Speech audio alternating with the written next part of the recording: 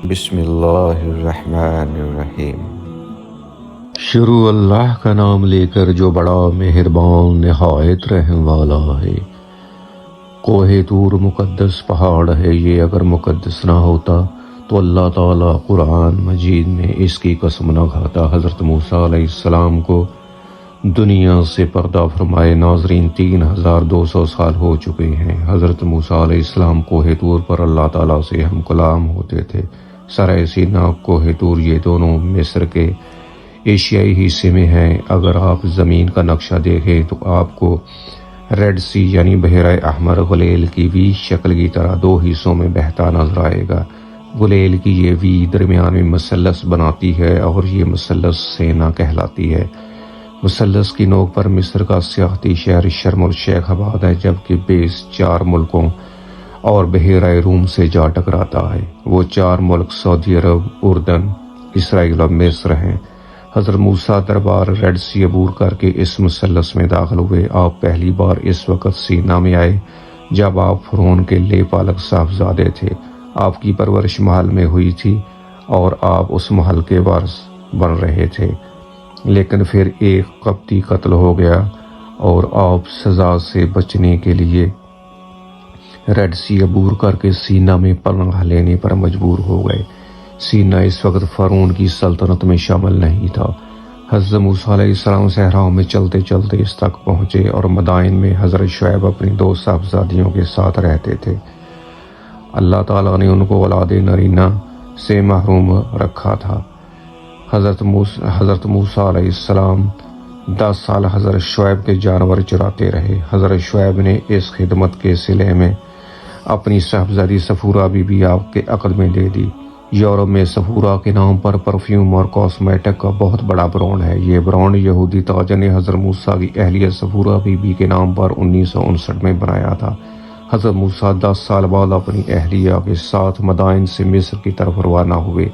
یہ صحرائی سینا میں کوہ طور کے قریب پہنچے تو شدید سردی کی لپیٹ میں آ گئے۔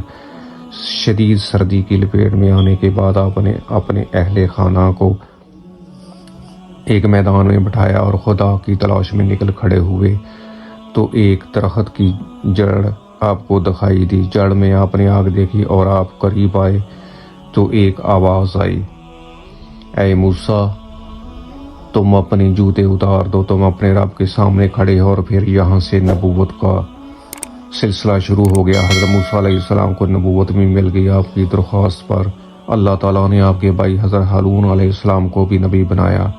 آپ کی زبان کی لکنت بھی ختم کر دیا اور آپ کے عصا کو اژدہا اور ہاتھ کو چمکدار بھی بنا دیا۔ حضرت موسیٰ علیہ السلام اللہ کے حکم پر مصر پہنچے تو فرعون کو دعوت دی۔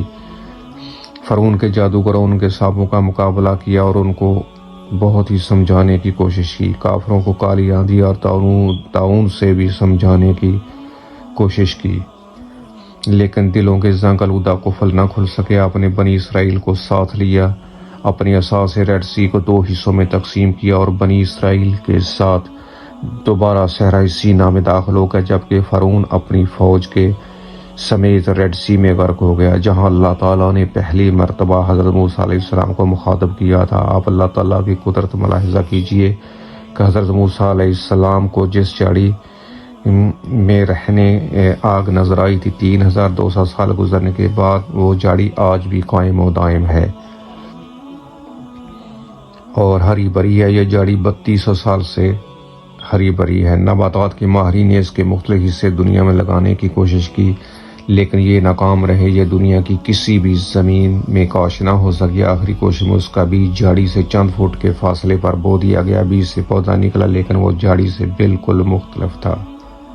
نباتاتی سائنسدانوں نے اس کے بعد جھاڑی کو معجزہ تسلیم کر لیا اور مزید کوششیں ترک کر دیں۔